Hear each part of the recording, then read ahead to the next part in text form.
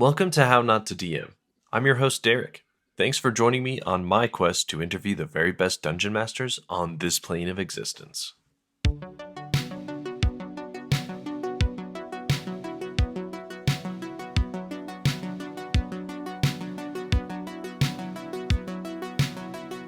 Before we get started, I need to shout out my patrons. Callum, Robert, Matthew, Tavernot, Jay, Paul, Mosey, Carol, Benjamin, Fernando, Justin, Matt, and RPG Match. Thanks a ton for supporting the show and making this all possible. If you'd like to support the show, want a shout out on my next episode, or want an inside scoop on my upcoming guests, consider joining. You can find the link in my Linktree or by heading to patreon.com/HN2DM. Remember that 10% of my ad and patron money goes to support local LGBTQ plus youth via Encircle. Check out my Linktree for more information about their great work. And finally, before we get started today, I just want to thank all of you who've been helping support my first Kickstarter, Too Hot One Shot. It's been going super well, and as of recording this, we've gotten to 117% of our funding goal, which is amazing, and we're closing in on our first stretch goal. So our goal was $1,000. Our first stretch goal is $1,750, and that's going to go toward a bunch of cool custom art that will go into the adventure itself of some of the monsters and some of the cool locations that Matthew and I dreamed up as we were writing this adventure. So if you would please, if you haven't already, please go check that out. It's in my Linktree, or you can go to Kickstarter and search Too Hot One Shot. All right, thanks for humoring me, and now let's get on to this episode's guest intro. This week, I'm chatting with Shelly Mazanoble and Greg Tito, the hosts for Dragon Talk, the official D&D podcast by Wizards of the Coast. Shelly and Greg have been making Dragon Talk for more than 8 years together and have met so many interesting and amazing personalities through the show. Their new book, Welcome to Dragon Talk, is available for purchase and is a great buy for your D&D loving family members and friends for the holidays or for yourself. Enjoy!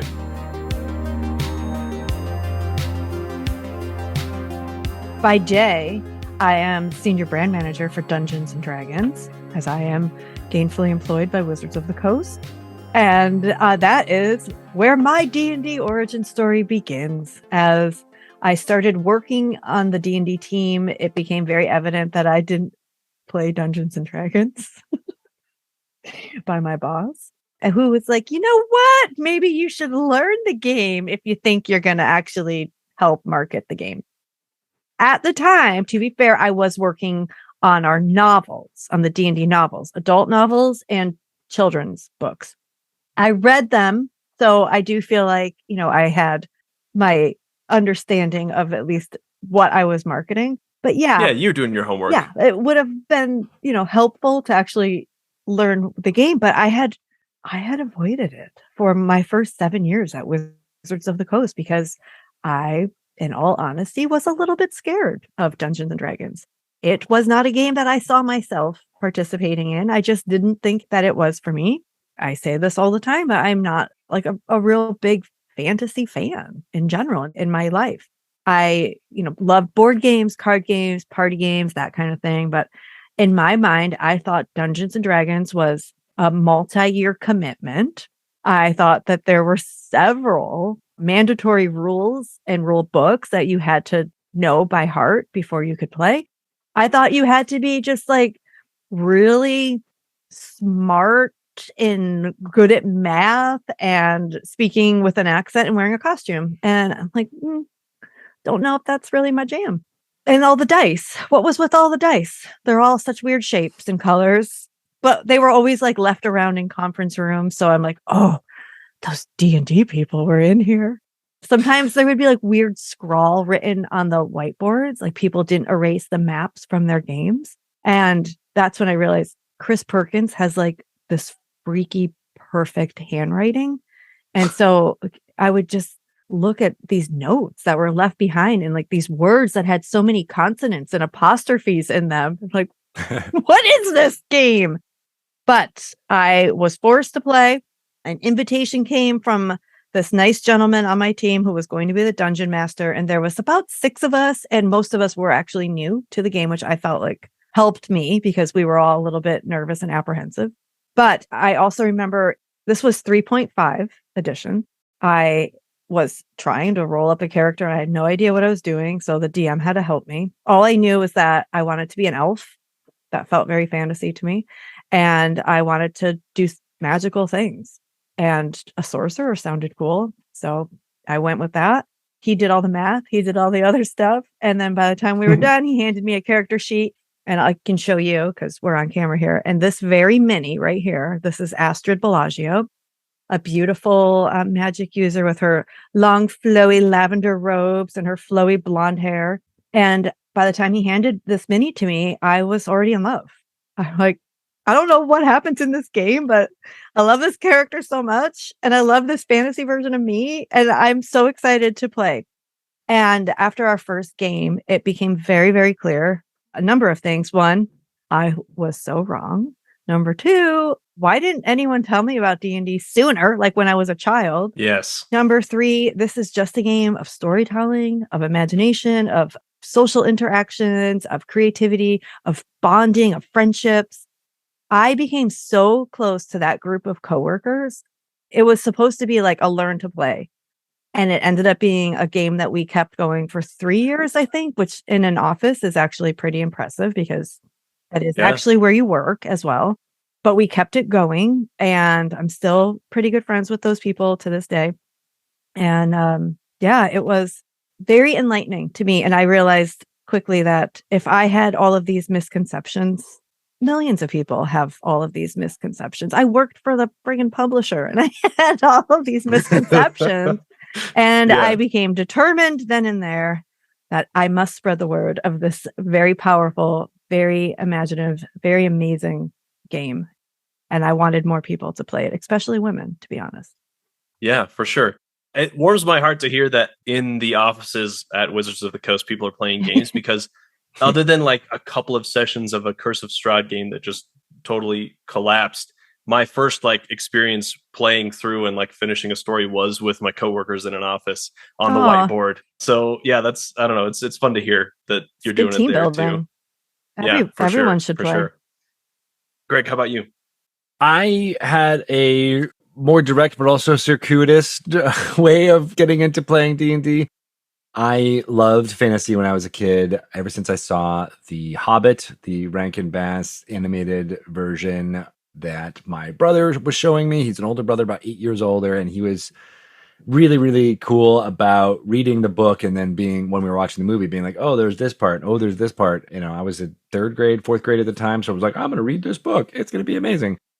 A little bit beyond my reading comprehension, but I stuck with it and totally dug that whole world. Of course, the maps and how the map was a storytelling device, but also shown in the opening pages felt, in retrospect, it's very D&D-like to me. And I didn't realize that at the time. And then I found on my older brother's shelf a couple years after that, after I was devouring as much fantasy material as I could, I found a copy of the Dungeon Master's Guide on my brother's shelf.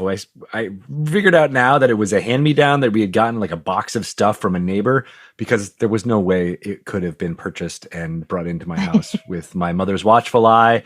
Once she figured out what I was looking at and studying and being so obsessed with the idea of, you know, becoming a monk or a druid within that world, she was kind of like, I don't know, we can do this anymore. I have a very strong Catholic upbringing, and to this day, she still does not like that I have this job, but, you know, neither here nor there. And it took me a long time to try to find a group together. And it wasn't until I was living on my own in New York, I'd gotten married, and I was like, wait, I can do this. There's no puritanical marm with a ruler to wrap my fingers anymore. I can find my own way.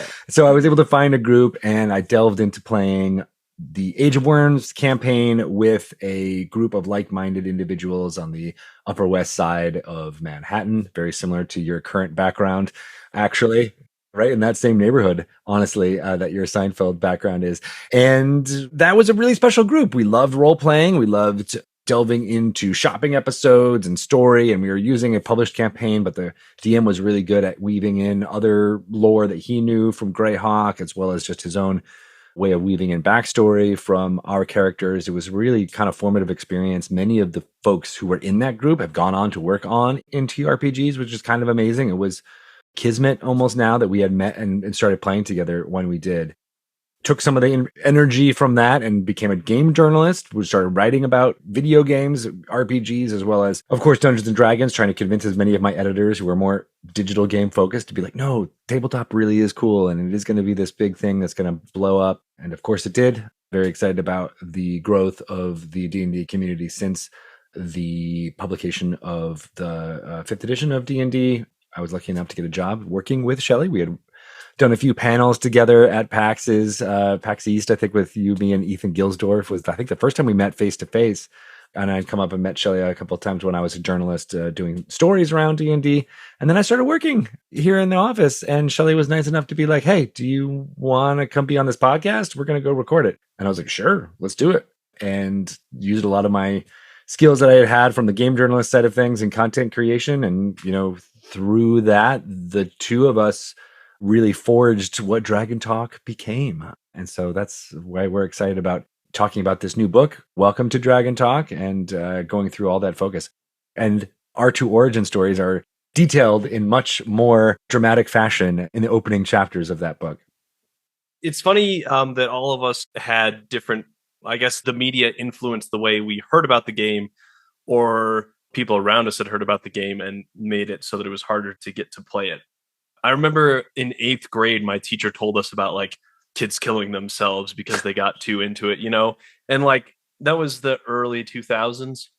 Wow. And so, oh my God, really? Yeah, still like people telling, spreading that kind of information around, disinformation around. So yeah, it's really interesting. But luckily when I, found the game, I was a lot older and more open-minded. I don't think I like really thought one way or the other about my teacher telling me that, but it's just interesting that it's still around. People still think those things. So anyway, let's get into your experience running games for people. So we'll start with Greg here. Was it the first game that you started playing with your friends that you were the one running, or did you decide you were going to dip your toes into DMing a little bit later on? I did not. I was a player to start. Similar to Shelly, I didn't know the game inside and out. I didn't know the lore of D&D Worlds as well as other players in my DM did. So I was very happy just to be along for the ride. Honestly, I was a little bit of a quiet player to start because I didn't want to say anything wrong or everyone else seemed so much more experts than I. So I kind of took on the characteristics as my character as being shy and, a little bit not a leader in any way. And so over time, I started to be like, hey, no, I think I want to try DMing. And when a new edition was coming out in the late 2000s, that's where I was like, okay, well, now I can be on a level playing field with everyone else because everyone else is learning this new system at the same time. That was when I first jumped into dungeon mastering, was around the playtest for 4th edition, actually, which was really exciting. And I got a lot more experience after that and running games at conventions with Gen Con when we were doing supplements for Goodman Games. We devised convention play, and that was like a trial by fire because you're basically running the same module in the same way. I think we must have done like 6 or 7 times over the course of the whole weekend. And so you got really expert about like how to go off of people's cues and you can improvise off of it. And I think for me, that's when my love of DMing really was cemented because I was able to interact with so many people who were just so excited to spend, like this was their holiday weekend, was just at Gen Con playing games all weekend and being a part of that and giving folks the fun during that time. So I love dungeon mastering. It feels a little bit like my proclivities towards performance and wanting to always be active. Sometimes when I'm a player, I think it's actually my ADD a little bit. Like I tune out or I have to be doing something else in addition to listening to everything in the game. I'm not an artist, so I can't be the dude like many amazing people who doodle and listen. That fulfills that for them. I'm not that way. So I think I like DMing because I feel like I have to be both listening and also thinking about what the next encounter or what the next thing is and always improvising. So I really love that, but they can be very exhausting for me for that reason. It can be a lot of feeling like you're on for however long the session runs, 2 hours, 3 hours, sometimes 4 or 5 hours. And that can just be mentally draining. So I've actually been a little bit on a hiatus from running games, but I'm recharging my batteries and I'm getting ready to get back into it and actually having the weekly mini sessions that Shelly and I do at the end of each Dragon Talk episodes with Drunky Two Shoes has been really fun to be like, look, you don't need to have this super detailed 4 hours of concentrated thing. You can just kind of improvise, 5-10 minutes and still get like a really fun, satisfying story with a beginning, a middle, and an end over a long period of time. So that's been really fun. Yeah, it's been fun to listen to as well. I have a similar experience running games versus playing. I feel like I get distracted more as a player, but as a DM, at the end of the session, I always have my post-session headache. Like I feel elated because it's been so much fun, but I also always have a headache just because my Aw. brain is going so fast the whole time. So Totally. it is what it is, you know. I don't know. I guess I'm just used to it. I just go to sleep and it's fine. But anyway, Shelly, I know you have a little bit of experience running games as well. So I'd love to hear about how you got the courage to try to do it and how it's been going for you. A little itty bitty experience. I actually remember I never mentioned this one because the really bad one, which I know we'll get to, is the one that pops into my mind first. But many, many, many moons ago, I was writing a book called Confessions of a Part-Time Sorceress, which was spawned by my first time playing Dungeons and Dragons and realizing more people need to play this game. And it really wanted it to be towards women and women like me that didn't see themselves as typical fantasy fans. So I gathered up a group of my female friends that also did not see themselves as fantasy fans, and I made them play D&D with me one night. And I had no idea what I was doing. I had a starter set and like no real general concept of the rules. It went off the rails really fast, but it was fun to write about. So that was my first real attempt. My second attempt was also for women, but they were coworkers that also were starting to work on D&D and didn't know how to play. So they wanted to learn and I taught them. And because again, these were women that were more like pop culture, mainstream, more likely reading People magazine than the Player's Handbook, I crafted a adventure in which the Kardashians were the villains. And I'm talking about the Kardashians, the reality TV show family, not these characters from Star Trek, which some people thought I was doing. Oh, and they were like, Kardashians. yes, Yeah. when I first mentioned this and people like, accidentally thought I was cool. They were like, "Oh wow, I didn't know like you actually had that like that cool Star Trek." I don't know if crap." anyone's ever accused Star Trek fans of being cool, but In our office, you know. it's definitely gets you cool point. Like they were like, "Oh, she is one of us," and I was like, "The what? No, come on."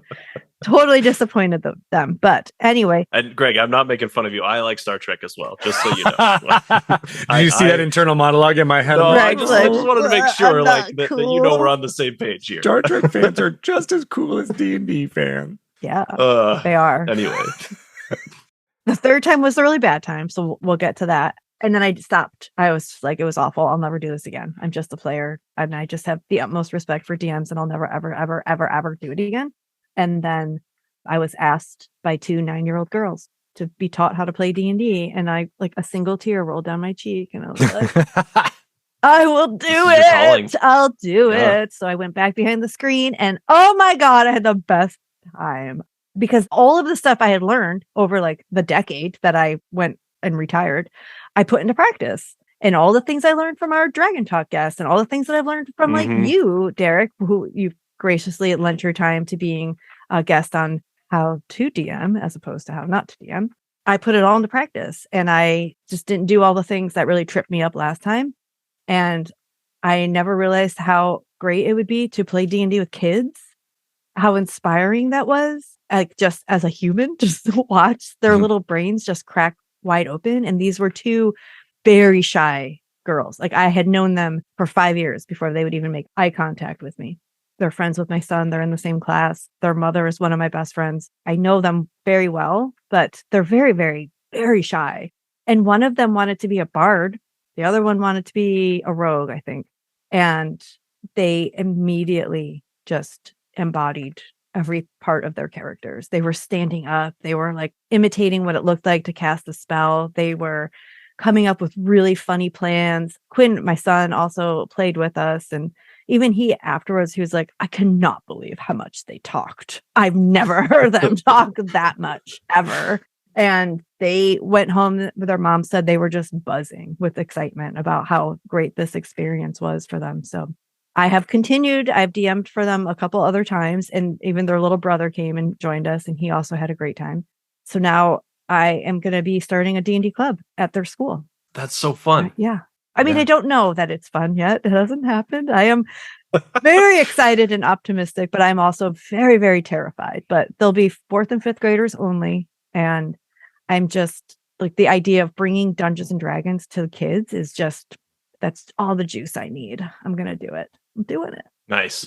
I love that Chris Perkins is the DM to the stars, but you are the DM to the kids. I am the DM to the kid. And actually, because The next generation. Chris Perkins Yeah. lives in our neighborhood, and I said, I'm like, just so you know, there's going to be a D&D club starting up about 1.5 miles from your house.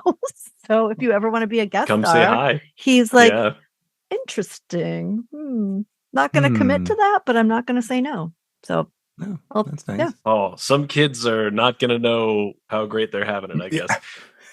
That's what I was thinking too. I'm like, they're not even going to know. They're who not he even is. gonna That's what's make it so appreciate great. it. That'll be the novelty, though. I'm sure Can he you doesn't get to imagine? go play D&D with groups very often who don't know who he is, right? But I mean, Yeah. even So- just to talk to somebody who works, like who's a game designer, like I make up stories for a living, and so can you.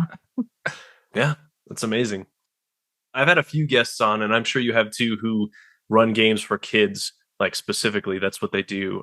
One of mine was Beth the Bard a while ago, and she says it's way harder than running for adults in some ways. So Ugh, guess what, wanna Shelly? You're hear doing that. stuff that's even harder. No, I'm saying like the fact that you have run games for kids means that you are a good DM and you can handle I a don't lot know. of weird random chaos. This was that- like that kids 3, bring. sometimes 4 kids. The girls were great. My son, he was kind of annoying. I guess there's no one to blame but yourself there, though, I right? know, but I get it. He's very used to like Fortnite and like action. I'm doing something all the time. And D&D is like talkie, explore. Let's do that. Like the girls just wanted to talk to everybody, and they were like, "What's Mhm. down this path?" And instead of freaking out and be like, "I don't know what's down there. I didn't plan it." I was just like, "I don't know. Let's go see what's down that path." And he was like, "Really? Can we just like beat up a plant or something? Like, why are we just talking?" Beat up a plant. But I had learned from all of the dungeon masters that have walked before me, you are going to have different player types, right? At the table. So Mhm. you have to kind of figure out what's going to keep everybody entertained. So whereas the girls wanted to explore and they were totally fine talking to NPCs and just taking their time getting to their destination. And he was like, I need some action. I would just be like, oh, a goblin just jumped out of the bushes. And he said that he has free cookies and milk. Do you want to go? So he could just go off and do a side quest and they could continue on. He was perfectly happy. Of course he went. He's like, yeah, I'll take your cookies and milk. Let's go. And then the girls at some point, they were like, we're getting really sick of him just leaving. So can we just walk off without him? Can we just leave him in the woods? Like, yes, you can. Yes, you can. Not going to say I haven't had the same thought once in a while. Just kidding. Just kidding. Okay. She has asked me to dress up as like a goblin and offer cookies to Quinn while on a hike, and it's worked. Get in your white van.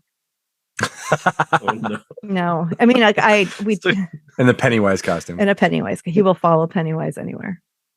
Oh boy. You alluded to it earlier, Shelly. The difference between your segment, How to DM, and mine is one little word, how not to DM. And so I'd really love to dive into an example or two from your past running games of lessons you learned while behind the screen, mess ups that you made, that kind of thing that other people can learn from, empathize with, and use to make themselves better. Don't over prepare. There is absolutely no way of knowing what your players are going to do. And that's the fun of it. Embrace the fun of it. I did not embrace the fun of it. I mapped it out like I was writing a novel and like I was the only participant. Of course, they're going to open this door. But when they decided to open that door, I didn't know what was there. So embrace the unexpected. Have a few things in your back pocket. Like just let them go off on their path. If they really aren't getting it, however, whatever you had planned to the left and they went to the right, just move it to the right. It's totally fine to do that. Like I forgot that it's my story too. Like I can just put something wherever I need to, or like they're not getting to the destination, put up a sign, like literal, put up a sign, or bring an NPC out who all of a sudden is like, oh, are you trying to get to Neverwinter, whatever. Just point them wherever you need to go. So don't worry about rules. You don't have to know them. It's fine. Just make them up on the fly. And also, your players aren't actually out to get you. I was so convinced that like this was an adversarial relationship or something, but they were going to be mad at me if I screwed it up, which I did, or they weren't going to help me, or like I wasn't allowed to ask for help because I'm the dungeon master and I have to know everything. Not true. They actually want to play. They are grateful for having a dungeon master, and I'm sure that your players would be happy to help look up an answer or tell you what you should roll if you're trying to do a DC or a saving throw or something. That's stuff that always confuses me still. But for the most part, make it up. That's good advice. Yeah. What about you, Greg? Any big ones? Any small ones? I think for me, it's a medium-sized one, but it is partly because I think Shelly and I are always excited about bringing in new players. So my most recent DMing experience has been from people who I met through my girls' soccer team, and just some of the parents who showed a little bit of interest in D&D. One of them had played a long time ago when they were kids. One of them was a complete newbie, but very, very interested. And we recruited a couple other people along the way. And we just kind of started playing Waterdeep, Dragon Heist at the time. And we did not do a session 0. We did not kind of do like a level setting, like, hey, this is this type of campaign. This is what to expect. This is what I want to get out of it. What do you guys want to get out of it? And making sure that meshes. And I didn't learn the lesson there. We played for like a year or so doing Waterdeep Dragon Heist, and I started to understand that some of the folks playing were like, I just want to go into, when are we just going to leave the city? And I was like, oh, well, that's not the campaign we're running. We're running a city campaign. Well, we're going to go into some dungeons and, go gallivant and do some of the stuff that I remember from when we were kids playing D&D. And I was like, okay, well, maybe we should just restart and we'll start up another campaign. And I came up with this whole other idea of basically doing just that. But I really wanted to bring in this idea of like forging a new realm in a continent that was overrun by undead.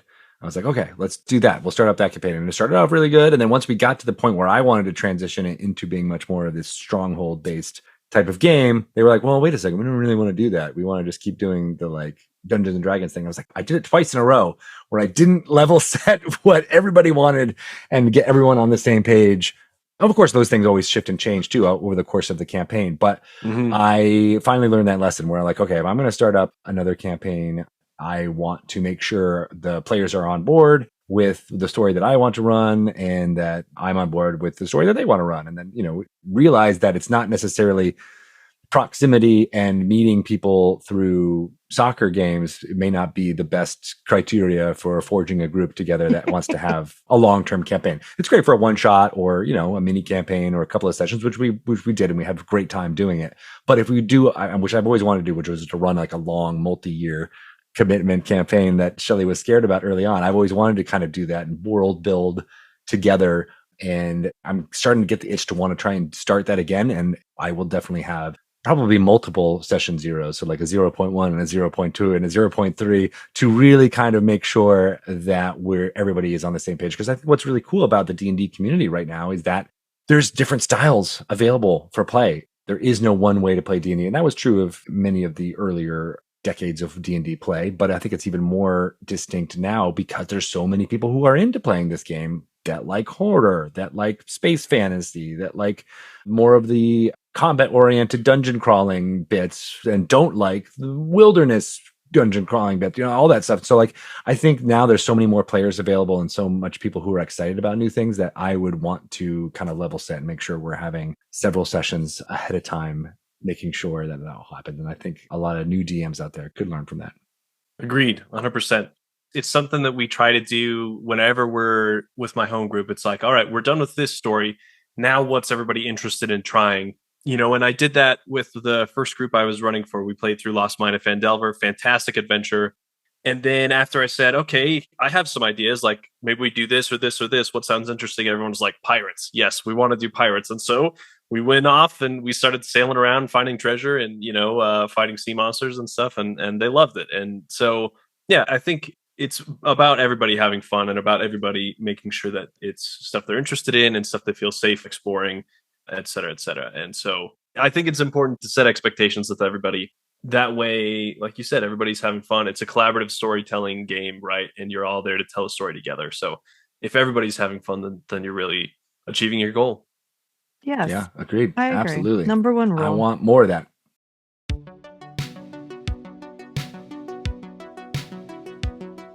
And now, a word from How Not to DM's sponsors. First off, let's start with Dispel Magic. What would happen if you really could talk to animals, teleport across the world, or make one wish that changes the very fabric of reality? From adamantine selling game designer and author of the Pugilist class, Benjamin Huffman, comes the podcast Dispel Magic. Imagine nobles running tabloids using the scrying spell or flying trains of Tensor's floating disc. Dispel Magic is the podcast where they overthink how the magic of D&D might shape your campaign. Find them wherever you get your podcasts or go to dispelmagic.podbean.com. Next up is an ad clip from my friends at Ballad of the Seven Dice. This ad contains some mild language, so if you have young ears nearby, skip ahead a minute. This is a player from Carcosa Online. Please, you have to help. We are dying here. People are dying. What the hell is this game?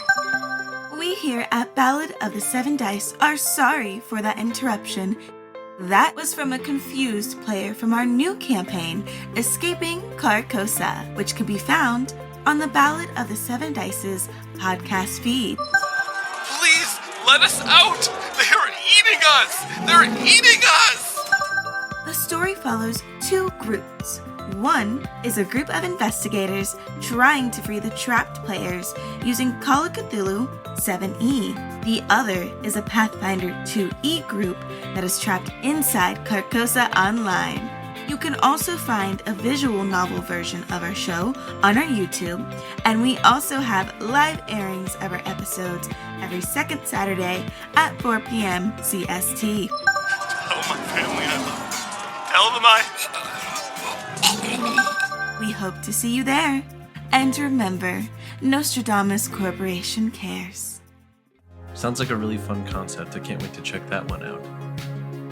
Now we've got a word from Game Master Mondays. Game Master Mondays is a show that plays a new system and a new one-shot each week. And so if you're trying to learn new systems and you want to see how games are played and kind of see other systems showcased other than kind of the main big ones, this is a great place to start. So let's hear from Game Master Monday. Welcome to Game Master Monday, a new podcast where we play a different tabletop RPG in a different system, in a different setting, with a different cast every episode. I am Grant Nordine, your Game Master. From the biggest titles to the indiest of indie games, me and my cast of terrific role players bring you something new and exciting every time. Game Master Monday posts bi-weekly, Mondays at 8 a.m. Pacific Time, and is available everywhere you enjoy podcasts. And finally, podcasteditors.online and videoeditors.online. Are you a podcast or video content creator who wishes you spent more time creating the content you love and less time doing the boring editing that bogs you down?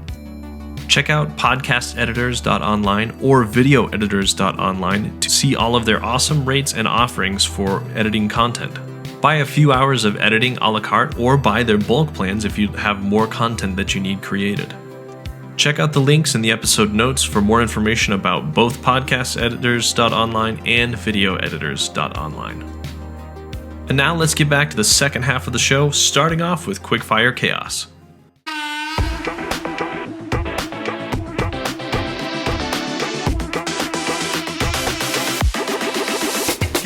Welcome to Quickfire Chaos!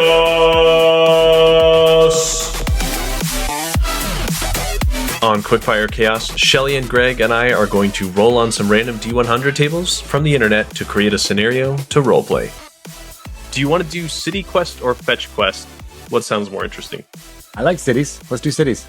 All right, Shelly. First off is the D100 table for your voice description. 80? Never or barely closes their mouth. 72. A person of authority who subjects others to undue pressures. The third table is the job that you've got. 71. Trader. ADER. Oh, okay. Trader, like a tradesperson. Okay, the last thing is what's happening around the city that you want us to look into. 95. The side quest here is that there is a hippie elf who's selling a dragon scale necklace in the market, and it has your name on it. So, Greg, what are you going to play? You can play anything. Just, think of a random character off the top of your head. I'll be a half-elf ranger. Sweet. Urban bounty hunter. Ooh, okay. I'm going to be a druid who's kind of been dragged into this town, not really excited about being in this concrete jungle, or this brick and mortar jungle, I guess they would call it back in the day. It was coming along with you to kind of, I don't know, whatever we're doing. So I'll be a dragonborn druid. So Shelly, take it away. Yeah. You guys know each other? We sure do. Hey, you looking for a job? Yeah, a job that we can get done as soon as possible. Well, so we that's can going to get be out up of to here. you. How fast you can do it, son. Okay? If you can, Okay, if you're yeah. good at your jobs, then you're going to do the job quickly. All right? All right? Yeah? What about you? You tell us. Huh? You tell us who we need to find, and we'll find them. There's I need you to find this hippie elf. I hate those hippie elves. Always stealing my jewelry designs. He's out there in the marketplace. All right. Oh, Do you have any other I need you to no find other descriptions other than hippie? probably wearing some tie-dye and probably barefoot. Okay? Tie-dye. Tie-dye. I'm unfamiliar, but perhaps my companion knows. Could you explain to this big dragon what tie-dye means? It means his clothing Is is Traditional elf garb? dyed in I- such a way with starbursts and whatnot. It's very popular in this part of Not the city, very especially popular at all. It's during the stupid. 1570s. Should arrest him for that. Look at. Very well. I need you guys to do this. Do you understand the importance of getting me this necklace back? What is this Don't necklace? ask questions. Just. Right. I apologize. I forget how the city folk interact just with each need other. to get Yes. this necklace. My brother, he runs this town, and you don't want me to have to call him. Okay? Is there a No. fee for this finding? Of course there is. Well, you can pick any the jewelry here. And how much Do are you they have worth? any that? Do you have any that aren't metal, perhaps that I could pick from? Metal is my medium, so. Well, I guess my friend here can have double and sell the thing that I don't want. Anything Anyway, from the left of this part of the table, though. You can't have this stuff. This is the good where it stuff. says 5 gold pieces or under. Yes, I see. All right, green scales, let's go. All right, let's go. Bring me back that necklace, or else. We'll do it. Okay. Amazing. Every time it's different, and that's the fun part about it. These D100 tables. Stop crying. I love that you were like, I can't keep it in. I can't hold it in. You did a good job, all things considered, though. The whole keep your mouth open part, I'm really impressed. hard to do, but that is really fun. I love the idea of rolling on those different tables. This actually worked out as a trader at a marketplace, and there's some hippie elf out there stealing my designs. Yeah. Totally believable, man.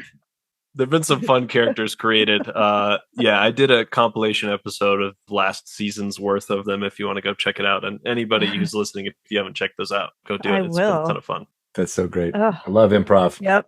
And honestly, the best part of it is I get to play a little teeny piece of D&D with all the people I really enjoy too. So Yeah. that's a fun part of it too. Cool. So you both have alluded to it already that you work for Wizards of the Coast in different capacities. So I'd love to know what your favorite part is about working there. And if you don't have a favorite or you're bad at favorites like me, then just think of a couple things off the top of your head you really enjoy. When I started working at Wizards of the Coast, there was just so many miniatures everywhere and artwork on the wall, as well as, just walking down the hallway and seeing people that I have known as D&D creators and Magic the Gathering creators, and just being like, oh yeah, hey, yeah, we're coworkers, we're colleagues, right? We're all in the same building. It's kind of amazing. And my jaw was definitely on the floor for about 2.5 years. Scooped up a lot of grime from my least favorite part, which was the carpets in the offices. Ooh, Wizards of the Coast.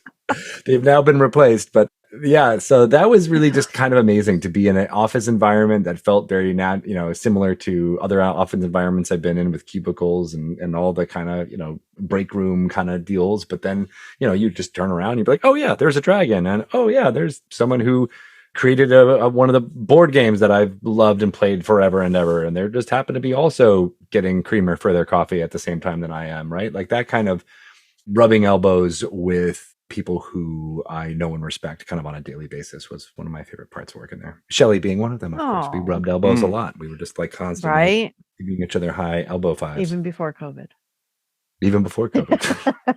Remember on your first, well, I guess it wasn't your first day, but it was when you came to Seattle to look for a house. Yes. And Bob was in the office too. Bob Salvatore. Yeah. And that's in the book too. It was this crazy confluence of many things Salvatore. Where you call him Bob. That's incredible. We call him Bob. He's Bob. And he gave me for like, what are you doing here? I'm like, I work here now. And he's like, what? You hired this Joker? It was fantastic. Got to meet him and his wife, and my wife was there too. So it was like this great way to be like, oh yeah, I know Bob from my game journalism days. That was fun. Good stuff. Love Surreal. It. What about you, Shelly? My favorite, this is tough because there's a lot to love actually, but there's two that come to mind. One is the people, like Greg said, we do work with some of the most talented, passionate people, I think, anywhere.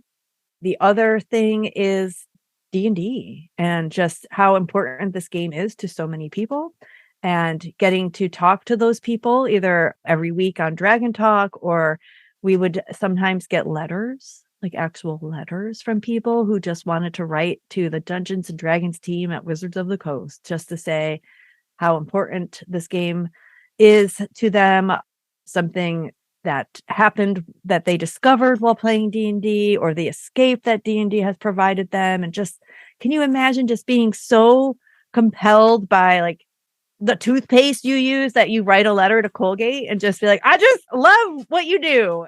They don't do that. Like I actually have friends that work for Colgate, and I'm like, do you ever get letters like this? It's so important. Like it is very much entertainment. It is a game. It is fun to play, but it also really does impact people in such profound ways. And it's really special to be a part of that, of bringing it to more people. It is a game, but it's bigger than a game in a lot of ways that are maybe hard to quantify, but sometimes easy to quantify as well. I guess I'm not surprised, is what I'm trying to say, that it has impacted so many people in such a big way that they felt the need to do that. That's amazing. My company got a letter this year. My CEO got a letter, and it was kind of like really out of the blue. It was funny. I've been listening to the NPR, The Greatest of Car Talk. They're like replaying episodes from 30 years ago as a podcast, and they get letters all the time. And it's just kind of novel to me to think like, man, back in the day, that's what people did, is they sent each other letters. Anyway, just a funny thing there. You mentioned it at the beginning, Greg. You both have been working on this book called Welcome to Dragon Talk. So I'd love to know where the idea came from, how you both decided, we're going to write this, and maybe what it's like to write a book with another person, and then what it's about, and when people can look forward to purchasing it.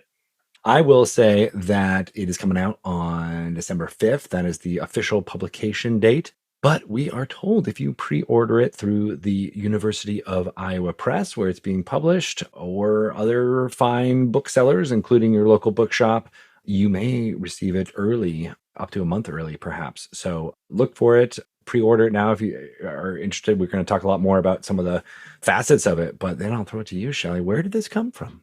This came from an email that I received from an editor at University of Iowa Press. And she had read my previous books about D&D. She was a Dragon Talk listener, and she, as an editor at the University of Iowa Press, was interested in expanding more into like the fandom and pop culture realm. She's a D&D fan herself. So she said, would you be interested in writing a book about Dragon Talk and about its origins, or like what it's like to create a podcast and be a part of the D&D community?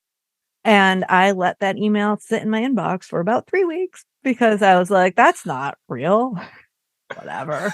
Just kind of left her hanging. And then I think I actually probably Googled her just to see, like, is she a real editor? What's happening here? I very much knew University of Iowa Press was a real publisher, but I still couldn't believe that editors were just emailing me. That doesn't really happen to me. So I did write her back and I said, yeah, actually, I think this does sound really good. And I don't know, maybe I asked Greg first before I got back to her, but I'm pretty sure Greg was going to say yes. But it was like, do you want to write a book about Dragon Talk? Let's do this. And she loved the idea of it coming from both of our perspectives. And Greg and I came up with a book proposal where we would talk a little bit about how the podcast came to be and the behind the scenes part of that. But we really wanted the emphasis to be on the guests and on the D&D community and showing the breadth of people who are part of this community and the people who play it. And we just felt like we wanted to show a great representation of who a D&D player is, especially, for people like me that thought all of those years that they weren't a D&D player or they wouldn't be welcome in this community. It was really important for us to show that D&D is for everyone, and look at these amazing guests that have come on and shared their experiences and how D&D is kind of the great equalizer for everybody. Like, we can talk to people like Matthew Lillard and Dan Harmon, and we can talk to a gentleman in California who created a Girl Scout badge based on role playing, and just some of our most favorite people in the community. So it was thankfully she liked that idea too, because Greg and I were already really excited about writing that story. That's what the book became. I think we have 29 essays. Yeah. From almost, at the time we started writing it, we probably hadn't hit 300, but we were probably close to 300 episodes at that time. So it was a lot of great content to choose from. Yeah. Yeah, that's what we're going to get. We hope readers will take away from this book excitement about what D&D has meant to so many people, and hopefully seeing a little bit of themselves in that part too. Amazing. University of Iowa Press is publishing it. Yep. I'll make sure to get the links from you both so I can throw them in the episode notes and everyone can go pre-order or you can get their orders in, especially for the holiday season coming up. I'm sure you've got listeners, you've got friends and family who might be interested in the book as well. So amazing. I'm really excited to read it myself.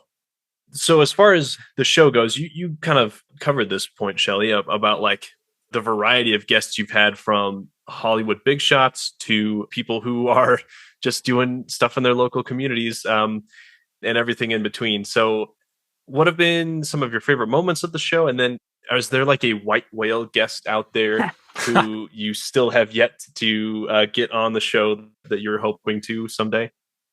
The first part of that question was memorable moments. I think that the amount of times that we have heard from people of how this game changed the trajectory of their lives is always gratifying to me. And many of them are folks that we chose to write essays about because of how much they expressed and how much we could relate, or were amazed at some of the ways in which people either creatively or personally were affected by this game. Some of the ones that come to mind were N.D. Stevenson, who was the creator behind the She-Ra Princess of Power animated series, and how they were working in animation, doing things on their own, doing comics, and started playing D&D because they wanted to play with a specific person who is now their partner, Molly Knox Ostertag. And then it became an inspiration for them working on the show, to ND working on the show and making it amazing. And my personal connection with my daughter, and at the time when she was struggling through some friend issues, a lot of the storylines in She-Ra were really important. So I just love that was such a personal connection that they had with Dungeons and Dragons, how it informed their creative output on She-Ra, and then how much that touched me and my daughter and her life. Would never have experienced it that way beyond just having this wonderful interview with them. Rufus Hound is another really great example. One of the essays in here, just how much he was a performer. He had, always wanted to play D&D, similar to how we've expressed it. Be like, oh yeah, this was always a thing. And he could just never crack the nut. And then when it happened during the pandemic, it ended up being really, really important for him as far as a life-changing experience. So that essay is in there. And there are so many just moments like that throughout the entire thing that I was just always amazed at how people have spent, sometimes 4 decades with the same group, with the same story, with the same campaign, like Robert Wardaw has done in his group in Canada. So that was really just amazing to check in with him and his players and how that story came about, and kind of wide-eyed amazement so many times as we've talked to people, right, Shelly? I mean, there's just so many times we're like, oh my God, I can't believe this story. It doesn't make any sense, but I'm so glad we get to tell it, and then now tell it through this book. Yep. And then as far as a white whale, I think Stephen Colbert would be fantastic to chat with because of his love of D&D and fantasy fandoms in general. And he's, such a hilarious person in his own right. I would love to chat with him about his story and his experiences. And as well, comment on how wonderful he did at performing one of our other favorite guests, John Darnielle's song on his late show. I would love to just give him some props for being able to hop around and play with the mountain goats like that. Also, Cory Booker. I would really love to talk to Cory Booker. He's a senator from New Jersey who has said he's a D&D fan. He doesn't say it too often, but every once in a while, I'm like, man, I want to talk to more. We often say that people are better people because they play Dungeons & Dragons, because they know about cooperation, they know about empathy and how to be better leaders and communicators. So I think more people in the higher echelons of government should play Dungeons & Dragons potentially together. Anywhere. Yeah, that's actually a really good idea. Send them some free books. I'm sure Joe and his cabinet have some free time to kill, right? Really quick here at the end, I'd love to hear if you have any words of encouragement for people out there who are running games. And then if you want to just tell people where they can find you online, if they want to follow you and chat and say hello. Words of wisdom. If I can do it, anyone can do it. I think if you've ever been curious about playing D&D, you should play D&D. For all you dungeon masters out there, you're doing the Lord's work, and we literally couldn't be playing without you. So remember that. Lord's work. Remember that when you're feeling bad and you're going to bed with headaches because you worked so hard to give people a good time. But just don't worry about rules. Don't worry about knowing everything. Just go out there, and if it's not fun for you, you don't have to do it, but hopefully it is going to be fun for you. That's the number one rule, and even people in R&D have said that. Number one rule is have fun. So go forth and conquer. I definitely second that, and I think that's been a big part of you and me, Shelly, our journey with Dungeons & Dragons and Dragon Talk. And this book, Welcome to Dragon Talk, really just shows like we have constantly been trying to lift people up and realize that you can do it. You can do anything creative. D&D can inform that, or you can get into D&D and use D&D in a way that lifts up the people around you. And I think that's one of the most amazing parts about this community, is that we are all welcoming. We all want more people to enjoy this game because, hey, we want to play as often as we can. And the more people that are out there playing it, that means the more chances and more different styles and more characters and interesting things that we can roll on a D100 table to play together. Agreed. To wrap it up, yeah, Shelly, where can people find you? Greg, where can people find you? Any other projects you're working on that you want to plug here? You can find me on Twitter or Instagram at Shelly Moo, and you can find me on my website at shellymazanoble.com. Perfect. I am at Greg Tito on Twitter, Greg_Tito on Instagram, and I got too many side projects to list, but I'm working on a short film called Ex-Husband that should be out in festivals, hopefully in the next, first part of 2023. Fingers crossed it gets accepted into all those. But you can follow that along on Twitter and Instagram. It's called Ex-Husband Film. I also run a Star Trek podcast, which we kind of laughed about a little bit. It's called Re-Engage. It is looking back at the episodes of Star Trek The Next Generation, one episode at a time, and revisiting it with elder Gen X eyes from the guise of what we were like when we were kids watching it for the first time. And I'm excited about all that fun stuff. Follow me on Twitter to get a lot of those updates on my various other things going on. But of course, just go to D&D Beyond and play lots of fun D&D and make as many characters as you can. I love it. Always fun. Okay, thank you both so much for joining me. It's been a Thank blast. you. I'm glad we were finally able to make it happen. I know you have to run off, Shelly, but yeah, thanks a ton and really appreciate it. And I hope you have a great holiday season. And I'm really looking forward to the book. Thank you. Thanks a lot, Derek. Us Hopefully too. people can buy it as a gift to their D&D curious friends, and hopefully our tone and humor will get more people into playing Dungeons and Dragons. I know what That's what it's all everybody about. I know is getting for the holidays. Hey, that's perfect. I should start writing more stuff so I can give it away. Yeah. as Yeah, presents. right? Yeah, Yep. that's a good Gotta idea. increase those sales numbers somehow. Right? Gotta get those royalties. Thanks so Thank much, you. Derek. Yeah, thank you.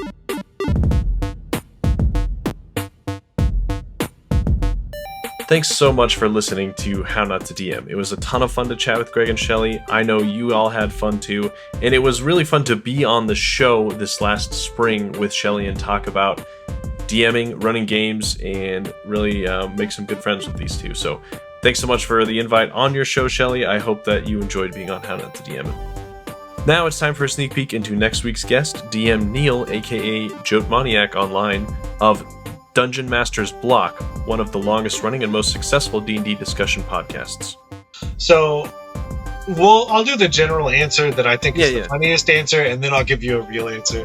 The best player is someone who's actually DM'd before. We'll just leave it. Hey, touche. We'll, Yeah. we'll leave it. We'll leave it right there, and that is probably the best umbrella statement that I could possibly make.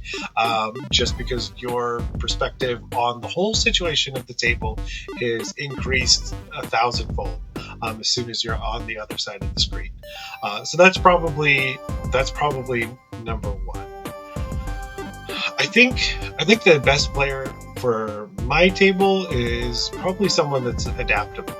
And I think that's probably going to be true of almost any table. To hear more about Neil's ideal player, his fun experiences playing sneak peeks of new D&D games as an insider, his path onto DM's Block, and more, tune in next week. Remember to check out my Patreon if you haven't already for even more sneak peeks. Here's a friendly reminder to rate and review the show and to share it with friends and family who play TTRPGs as well. New reviews will be read on the end of each episode as a thank you. Thanks to the team at T4C Studios for helping edit and produce this episode. And one last plug here for Too Hot One Shot. If you haven't already, please go check it out on Kickstarter. It would mean a ton to me if you would just look at it and share it with your friends and family, even if you don't have the budget right now to put any money towards it. But if you're planning a holiday one-shot this year, I strongly suggest that you consider this. It's a ton of fun. It creates really funny content to share with your friends, with your family, with the internet. And it was just a ton of fun making it and playtesting it. And I know you'll have a lot of fun if you try it out too. That's the plug. The last few thank yous here. My intro and outro music is by Danijel Zambo. The Quickfire Chaos music is by Exacat. And the Quickfire Chaos mood music is by my friend Arcane Anthems. Check out the episode notes for more of their great work. And as always, until next time, roll some nat 20s for me.